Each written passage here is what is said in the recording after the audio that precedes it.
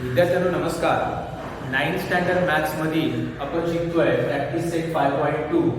बघा, linear equation in two variable आपण शिकत होतो. Linear equation in two variable सोडवण्याची मेथड सुद्धा मी तुम्हाला शिकवली होती.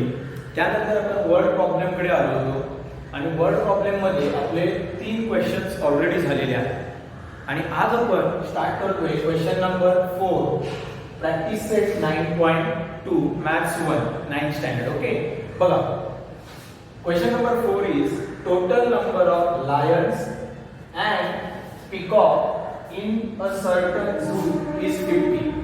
याचा अर्थ एका प्राणी संग्रहालयामध्ये टोटल नंबर ऑफ लायन्स सिंह आणि मोर यांची एकूण संख्या आहे 50. ओके, पुढे प्रश्न असा आहे total number of their legs is 140. Find the number of lions and peacock in that zoo. तर त्या प्राणी संग्रहालयामध्ये किती लायन्स आणि किती पिकॉक असतील हे आपल्याला शोधायचे. ओके, सुरुवात करताना तुम्हाला मी सांगितलं की तुम्हाला x आणि y या दोन गोष्टी कन्सिडर करता आल्या पाहिजे. म्हणजे तुम्हाला त्या इक्वेशन मध्ये x काय आहे आणि y काय आहे हे तुम्हाला स्वतः शोधता आलं पाहिजे. जर तुम्हाला x आणि y शोधता आलं की तुम्हाला गणित समजतं. बघा, मला दोन गोष्टी वेगवेगळ्या गणिताच्या शोधता आल्या पाहिजे. दोन वेगवेगळ्या गोष्टी काय आहेत? Number of lions and number of peacocks.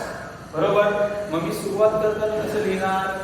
Late the number of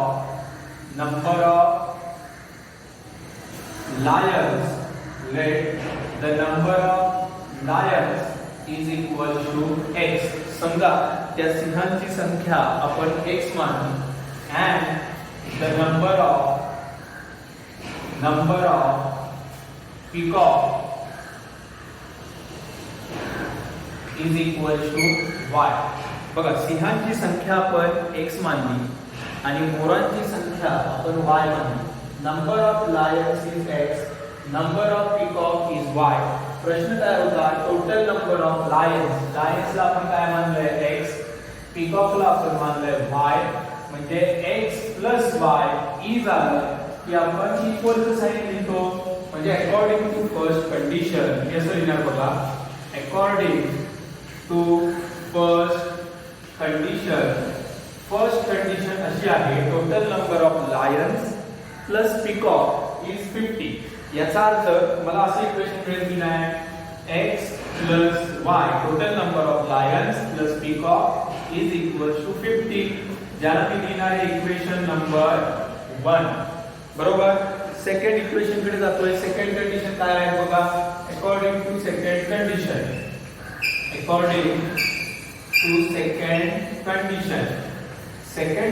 आहे total number of their legs, त्यांच्या पायांची संख्या 140 आहे. पायांची संख्या किती आहे? 140. आता तुम्ही असं विचार करा, पायांची संख्या 140, आपण काय केले? बघा, लायनला x मानलंय x, पण लायनला किती पाय असतात? 4 पाय, म्हणून 4x होईल प्लस y ज्याला आपण पीकॉक मानलंय आणि पीकॉकला मोराला 2 पाय असतात म्हणून आपण त्याला लिहितोय 2y. 4x plus 2y is equals to किती आहे? त्यांच्या पायांची संख्या total number of their legs is 140. म्हणजे 4x plus 2y is equals to 140. Equation number 2. आणि जर तुम्हाला बघा, जेव्हा तुम्हाला दोन इक्वेशन्स मिळतात की नाही, मग डायरेक्टली काय करायचं? ते दोन इक्वेशन सोडवायला सुरुवात करायची. मी हे इक्वेशन सिंपल इक्वेशन सुद्धा करू शकतो. म्हणजे इथे 4 आहे, इथे 2 आहे, इथे 140 आहे. मी याला डिवाइड बाय 2 करू शकतो, कारण 2 ने या कंप्लीट इक्वेशनला डिवाइड होऊ शकतं. म्हणजे असं होऊ शकतं बघा, 4x/2 plus 2y/2 is equals to 140/2. म्हणजे या कंप्लीट इक्वेशनला मी 2 ने डिवाइड केलं तर मला इक्वेशन मिळू शकतं 2x + y is equals to 2 4 7 14 2 0 0. असं ही इक्वेशन मला मिळू शकतं. 2x + y = 70. पण जर तुम्हाला असं इक्वेशन नसेल समजत तर डायरेक्टली ही दोन इक्वेशन सोडवायला घ्यायची आणि ती दोन इक्वेशन कशी सोडवणार आपण? बघा, x + y is equals to 50 and second equation आहे 4x plus 2y is equal to 140. याला मी लिहितोय इक्वेशन नंबर 1.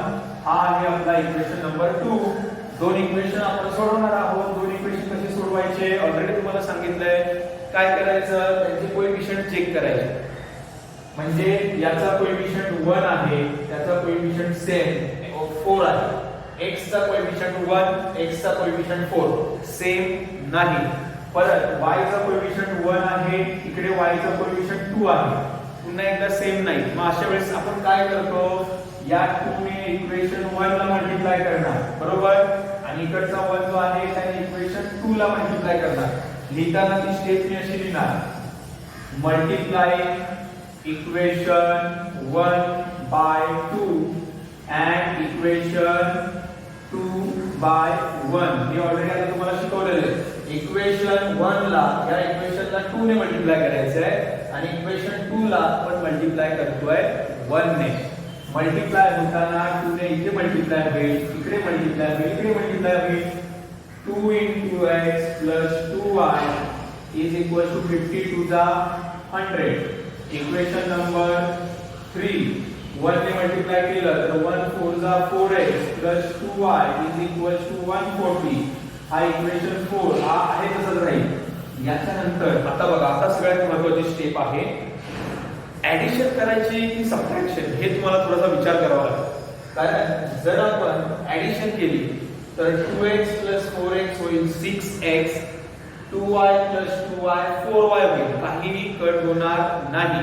मग तुम्हाला मी काय सांगितलंय, इकडची साइन जेव्हा सेम असतात तेव्हा सबट्रॅक्शन करायचं. आणि सबट्रॅक्शनचा रूल काय, सेकंड इक्वेशन जे आहे, दुसरे इक्वेशन त्याचे साइन चेंज होतात. म्हणजे 2x minus 4x that is minus 2x, 2y minus 2y cut होईल, 100 minus 140 that is minus 40. 2 इथे मल्टिप्लाय आहे, इकडे गेल्यावर तो डिवाइड होईल. म्हणजे असं होईल की नाही, x is equal to minus 40 upon minus 2. हा मायनस मायनस कट होईल, 2 to the 4 म्हणजे x ची व्हॅल्यू येईल 20. x ची व्हॅल्यू आपल्याला मिळाली, पण गणित अजून संपलेलं नाही. मग आपण काय करणार की x ची व्हॅल्यू इक्वेशन 1 मध्ये सबस्टिट्यूट करणार, बरोबर. मग मी इकडे लिहितो बघा, पुन्हा सबस्टिट्यूट इथे लिहितो मी. Substitute x is equal to 20 in equation 1. Equation 1 काय आहे बघा आपलं, इक्वेशन 1 होता x plus y is equal to 50. तिथे आपण x ची व्हॅल्यू काय घेणार, 20 घेऊन तिथे ठेवली. 20 plus y is equal to 50 म्हणजे y ची व्हॅल्यू आली 50 minus 20 that is 30, बरोबर. आपल्याला x आणि y मिळालाय, पण x आणि y काय होता, तर नंबर ऑफ लायन्स होता x. मग शेवटी उत्तर लिहिताना मी असं लिहिणार, therefore बघा इकडे लिहिलं उत्तर, the number of lions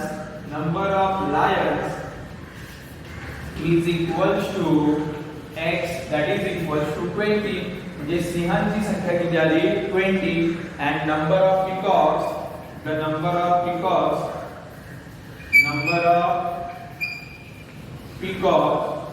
is equal to y and y ची व्हॅल्यू आली 30. म्हणजे असं हे कंप्लीट इक्वेशन तुम्हाला सगळ्यांना सोडवता आलं पाहिजे. ओके. यानंतर मी जातो पुढच्या इक्वेशनकडे, पुढच्या गणिताकडे. हे गणित तुम्हाला सगळ्यांना समजलं आहे अशी अपेक्षा करतोय आणि पुढे जाणार आहे. पुढच्या क्वेश्चनकडे जातो मी. व्यवस्थित सगळ्यांनी पुन्हा एकदा लक्ष द्या. बघा, पुढचा क्वेश्चन सुद्धा आपण याच मेथडने जाणार आहोत. व्यवस्थित समजावून घेतलं की तुम्हाला कळणार आहे. पुढचा क्वेश्चन आहे, Sanjay gets a fix monthly salary. बघा, Sanjay gates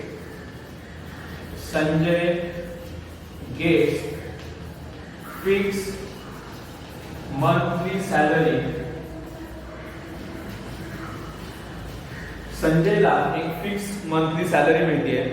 every year he gets certain increment. Every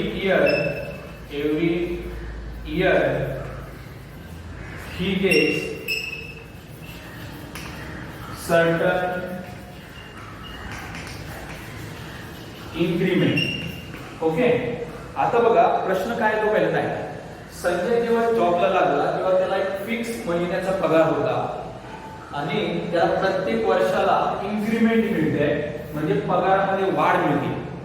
okay, आता बघा तुमच्या थोडंसं लक्षात आलं तर पुढचा क्वेश्चन मी वाचतोय.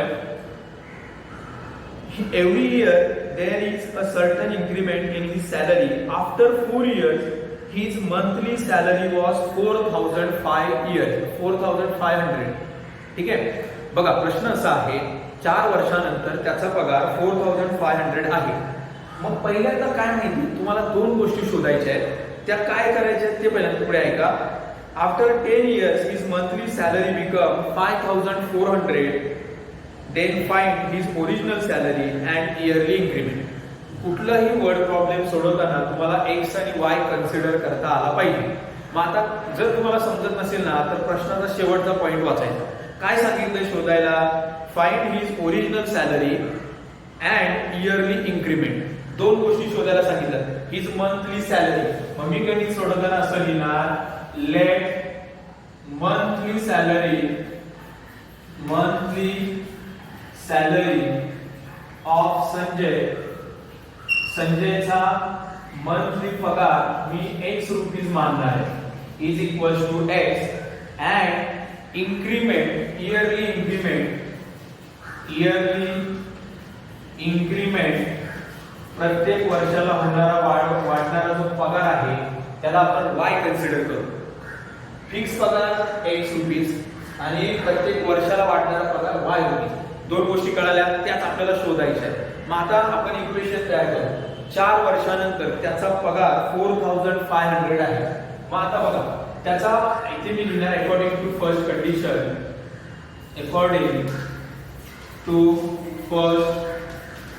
कंडिशन. पहिली कंडिशन काय सांगितली? 4 वर्षानंतरचा पगार. त्याचा महिन्याचा पगार फिक्स आहे x रुपीज. 4 वर्षानंतरचा पगार म्हणजे 4 वर्षानंतर त्याचं जे इन्क्रीमेंट वाढलेलं ते म्हणजे 4x + 4y is equal to 4x + 4y is equal to 4,500. हा असेल आपला इक्वेशन नंबर 1. इक्वेशन 2 काय असेल तर इकडे मी लिहिणार बघा, अकॉर्डिंग टू सेकंड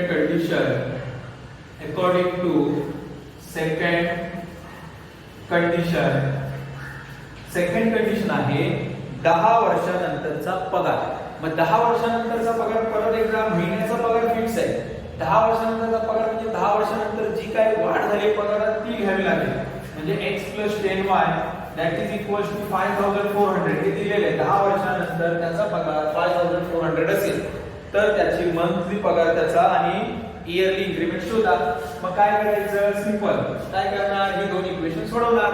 कसे सोडवायचे बघा, मी इकडे असं लिहितोय x + 10y is equal to 5,400. Equation number 2 ला अगोदर लिहितोय आणि दुसरं इक्वेशन आहे x + 4y is equal to 4,500. Equation number 1. आणि आता ही दोन इक्वेशन मला सोडवायचे. इक्वेशन कशी सोडवायची तर आपण त्यांचे कोएफिशिएंट चेक करणार. कोएफिशिएंट या x चा कोएफिशिएंट 1 आहे, इथे x चा कोएफिशिएंट 1 आहे. कोएफिशिएंट सेम आहेत. मग आता कोएफिशिएंट जर सेम असतील तर आपण काय करतो, त्यांची साइन चेंज करतो. साइन सेम आहे. जर मी इथे ऍडिशन केली तर 1x + 1x 2x होईल, कट होणार नाही. म्हणून आपण सबट्रॅक्शन करणार आणि सबट्रॅक्शन करताना दुसऱ्या इक्वेशनचे साइन चेंज होतात. म्हणजे 1x इकडे जो इक्वेशन आहे ते सगळे साइन चेंज झाले. 1x - 1x हे कट होतील. म्हणजे 1x मधनं 1x गेला, 0 राहिला. 10y - 4y that is plus 6y. 5,400 - 4,500 किती उत्तर येईल तर त्याचं उत्तर येईल 900. सबट्रॅक्शन करून बघा, 0 - 0 0 0 इकडे हा कट होणार. 14 मधनं 5 गेले, 9 राहिले. इकडे 4 - 4 0 म्हणजे इकडे उत्तर येईल 900. 6y is equal to 900. y is equal to 900. हा 6 इथे मल्टिप्लाय आहे. इकडे गेल्यावर तो डिवाइड झाला. डिवाइड करा त्यास 900 ला 6 ने. 6 1 ला 6, इकडे 3 राहिले. 6 5 ला 30 आणि 6 0 ला 0 म्हणजे उत्तर येईल 150. y चं उत्तर आपल्याला मिळाले 150. आपल्याला शोधायचा आहे x. कसं शोधणार आहे x? Substitute y is equal to 150 in equation. कुठल्या इक्वेशन मध्ये ठेवताय? 1 मध्ये ठेवा. चला बघा. in equation 1, इक्वेशन 1 असा होता x plus 4y is equal to 4500. जिथे या y च्या ठिकाणी मी व्हॅल्यू ठेवणार आहे 150.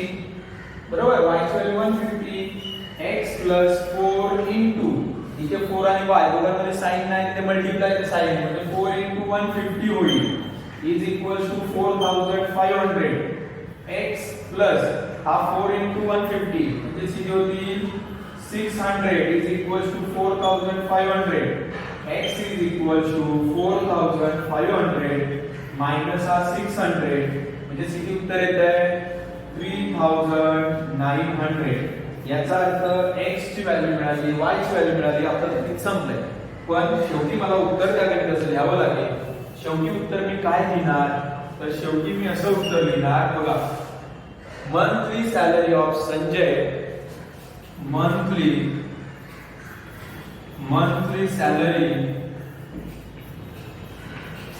of Sanjay is equal to x, that is rupees x ची व्हॅल्यू किती आली 3900 म्हणजे त्याचा महिन्याचा पगार आला 3900 and increment शोधायचा आहे. yearly increment is rupees y, that is rupees 150. वर्षाला त्याचा 150 रुपये पगार वाढतो. म्हणजे असे ही वर्ड प्रॉब्लेम तुम्हाला सोडवता आले पाहिजे. दोनच गणित आपले झाली आहेत, पण व्यवस्थित समजावून घ्या, व्यवस्थित पाहून घ्या आणि तुम्हाला ही सगळी गणिते समजावून लिहायची आहे, वहीमध्ये लिहून काढायचे. आज आपण स्टॉप करू. थँक्यू.